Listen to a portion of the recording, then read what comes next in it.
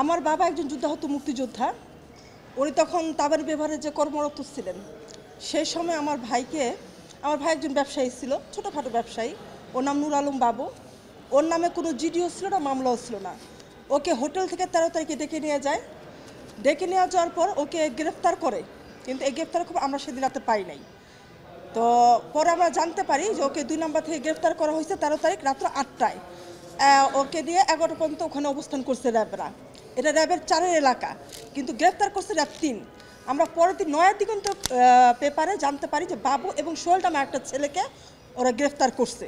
আর বাবুকে যে ছেলেটা ডেকে নিছে ও আমাদের কোনো খবর দেয় নাই।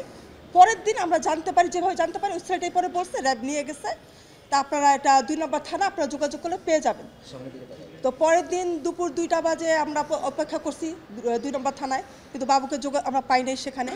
এরপর আমরা র্যাব 4, র্যাব 3, ডিবি অফিস সব জায়গায় খুঁজলাম।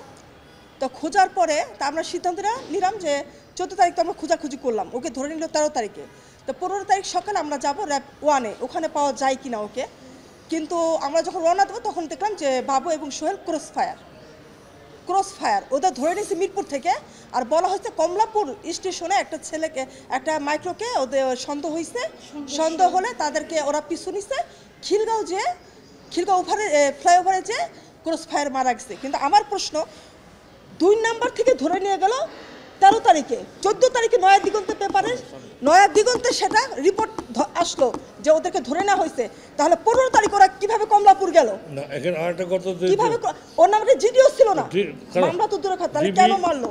টিভিতে লেখা আছে স্পষ্টভাবে নূর আলম বাবু, সোহেল, 2 জন সন্তান। যে নামটা জানলো কেমন? আমরা তো যদি করা যায়, এটা প্রশ্ন। তারা যদি পিছু নিয়ে থাকে তো ওদের নাম যে বাবু সোহেল এটা জানলো কিভাবে?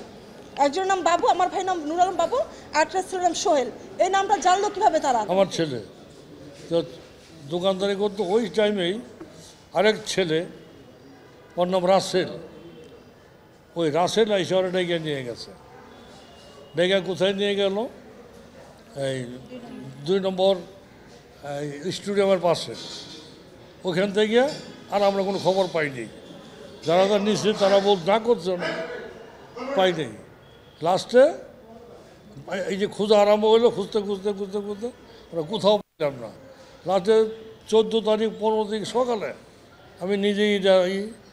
সকালে যখন টিভি দেখি, টিভির মধ্যে তো 7টা বাজে মনে যত সম্ভব, টিভিতে সে লেখা আছে নূর আলম বাবু সোহেল র্যাবের ক্রস ফায়ারে সন্ত্রাসী, আরও অনেক অস্ত্র পাইছে, এই দিয়া ও ক্রস ফায়ারে নিহত।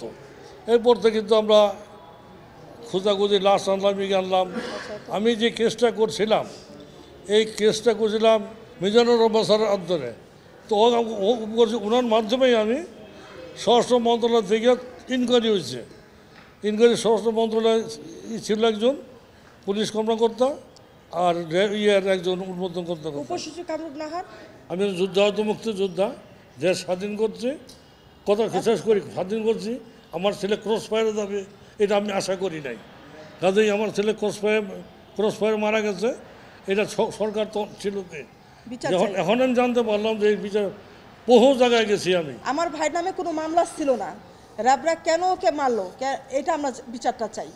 ডিএডি জাকির মাহমুদ, মুস্তাফিজুর রহমান, আর যে ছেলেটা বাবুকে ডেকে নিয়ে গেছে, আমার ভাইকে নূর আলম বাবুকে ডেকে নিয়ে গেছে রাসেল, যে কেন ডেকে নিয়ে গেল?